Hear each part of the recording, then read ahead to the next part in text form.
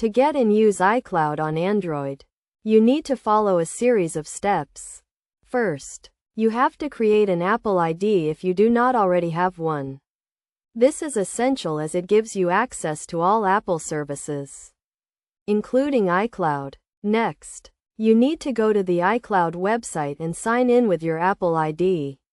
From there, you can access various iCloud services such as iCloud Drive, iCloud Photos, and iCloud Contacts. To access these services on your Android device, you need to download and install the iCloud app from the Google Play Store.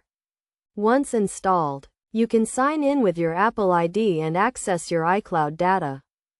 One key concept to note is that while you can access iCloud services on Android, the experience may not be as seamless as on an Apple device. For example, you may not be able to sync your iCloud data with your Android device's built-in apps. A practical example of using iCloud on Android is accessing your iCloud Photos. After installing the iCloud app, you can view and download your iCloud Photos on your Android device. You can also upload photos from your Android device to your iCloud account. Best practices for using iCloud on Android include regularly backing up your data and being cautious when using public computers to access your iCloud account.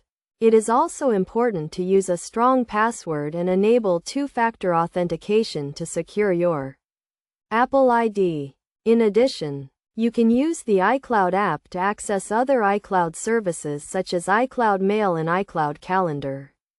You can also use the app to locate your Apple devices, such as your iPhone or iPad, on a map. Overall, getting and using iCloud on Android requires some setup and configuration, but it can be a useful way to access your iCloud data on a non-Apple device. By following these steps and best practices, you can make the most of iCloud on your Android device.